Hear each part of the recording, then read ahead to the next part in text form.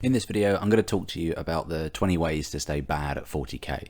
Hello and welcome to Epic Flail 40k Tactics. My name's Luke, and this week I will be mostly talking about 20 ways to stay bad at 40k. And I'm framing it like this because there's a famous business person, Charlie Munger, who often thought like this. In fact, they gave a famous talk about how to live a miserable life. And the reason he gives to frame it like this inversion thinking, is when you solve a problem in reverse, flip it around and ask yourself, how do I get bad at this game? How would I destroy my chances of winning these games and improving? And then list out all the ways. And then you do the exact opposite of that. Because what's interesting is our brains are hardwired to look for danger and bad things. So if we harness that innate ability, finding every possible problem and every threat imaginable, remembering that we're designed that way, then reversing it, we get all our solutions all right in front of us. And that's the theory here. Let's get started. Number one is being lazy, not doing your homework. You've arranged a game next week at your local gaming store or club against a faction you've never played before, and you do nothing to educate yourself about the faction, army rules, abilities, anything. That is a surefire way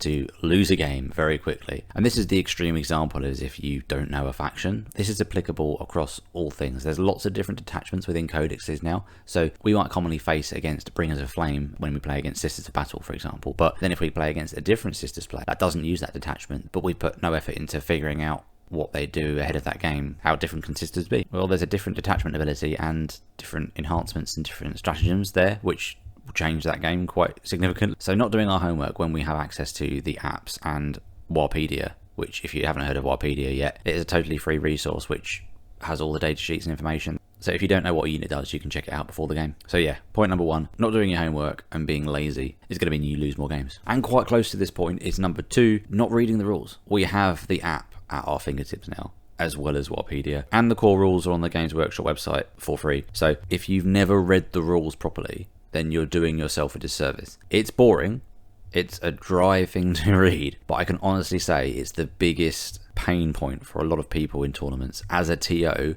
that I wander up and down and I get asked questions, and people ask me questions about how line of sight works, and I literally watch their world collapse as they then realise they've made a terrible mistake, and they have to wander back to the game and try to ask their opponent for a take back or figure out a way to undo the mess that they've done. Grow your knowledge of the game by reading the rules. Point number three, not asking questions. So not putting the work in before we get to a game, to then go even further and not ask what our opponent's army does pre-game or during a game is another way to consistently lose games at 40k, because if we're not arming ourselves with knowledge on the fly, then how on earth can we respond to things we don't know about? I would say as well, not asking questions extends to just taking opponents' word for it if something doesn't sound right. So not challenging and asking questions of what our opponents are saying when things don't sound right. Oh, can I see that rule? Can we just check that? There's no harm in doing that, and people don't do that enough, and that keeps them down in games as well, because opponents can make innocent mistakes, and if things don't sound right and you're not sure how something works and we don't challenge it, we're not going to learn, we're not going to improve, we're not going to get the result out of that rules interaction or that game that we're hoping for. Number four is super basic, but not pre-measuring.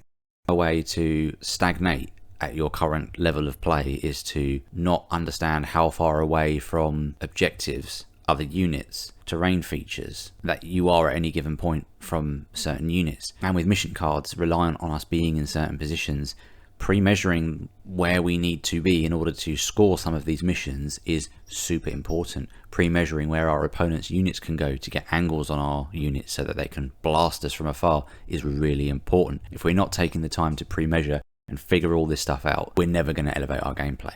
Number five is not maximizing cover. A lot of new players will set up stuff completely out in the open, but beyond that, not maximizing cover at every opportunity. So linking back to my original point about reading the rules, we only need to be a little bit obscured to get the benefit of cover. And so sometimes the difference between us having cover and not having cover is tilting a model slightly so that from all directions that our opponent could conceivably shoot us, a little piece of the model is hidden behind a bit of terrain, versus we've just moved it an inch to the left and it's in the open suddenly. So really maximizing cover, understanding how easy it is to get a cover save and making sure we're getting that at every opportunity, as not having that extra save can make a huge difference in the game and ultimately our ability to do well in any given game. If you're enjoying this content, then you should check out Epic Flail HQ. I regularly post members content. This is in fact only part 1, and part 2 will be on Epic Flail HQ. as well as a whole bunch of other members content. And not only that, we've been having a blast streaming UKTC events, and our Discord is growing and growing. So check out Epic Player HQ for $2.99 a month. You get access to a lot of great stuff. And coming in at number 6 for my top ways to stay bad at this game is not using core strats, not understanding the core strats. And this comes again from reading the rules, but then actually not utilizing them in the game. Take a moment and reflect about the core stratagems. The games that you've lost against good players recently, how often were they making use of rapid ingress, grenades, overwatch, heroic intervention, combat interrupt, the core stratagems that everybody has access to? How often were they using those and to what effect? These are arguably some of the most powerful stratagems we have access to, and by not using them, we put ourselves at a massive disadvantage.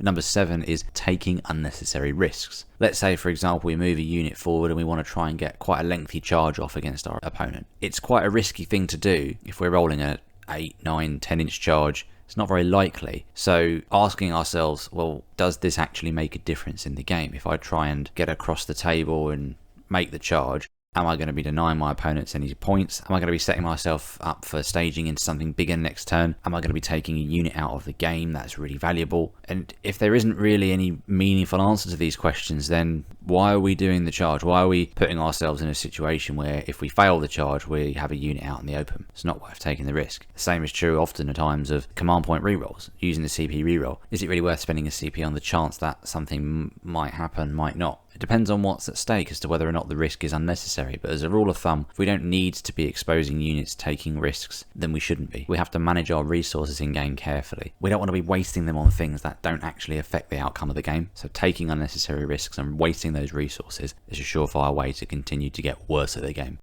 Number 8 is an understated one, a subtle one, but hamstringing ourselves in list design. Nothing wrong with wanting to win a game of 40k, and if we have these pet units or fluff restrictions that we impose on ourselves, yet we still want to win lots of games, those two things are often at odds with each other. I really want to play Lehman Russes because I just love Lehman Russes. I want 10 of them. They're really fluffy. I don't want to change the list. I want a tank company. I want that to be the thing. We can take a fluffy list and still improve at the game, but we need to understand the limitation that we're imposing on ourselves, that there will be a ceiling in terms of the amount of games we can conceivably win with a more fluffy list versus a list that's designed to attack the meta or even just score more effectively than a list with these fluff restrictions or pet units in. And there's nothing wrong with playing fluffy lists, just want to say that before people come at me in the comments section.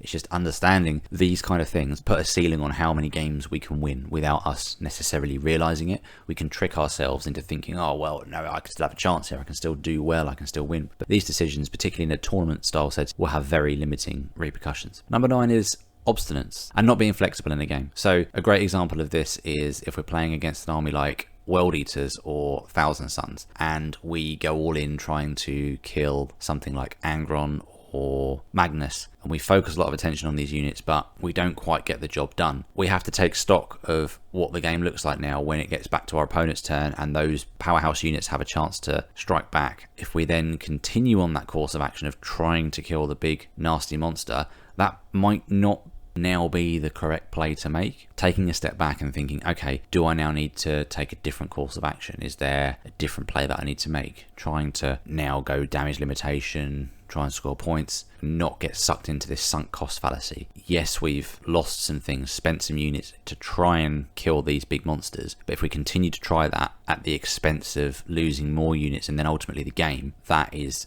really bad. That's what the sunk cost fallacy talks about, is committing to a course of action because we've already paid some sort of price or we've already got some investment in that, and this idea that we can't deviate from that because now it's going to feel worse because we've already lost X or Y to this plan. I don't want to back out of that plan now because it's all for nothing. It feels bad because it hasn't gone our way and now we've got to change course, but actually it might be the right thing to do. So not being flexible, not being receptive to how the tides of battle change is a surefire way to lose games, not improve.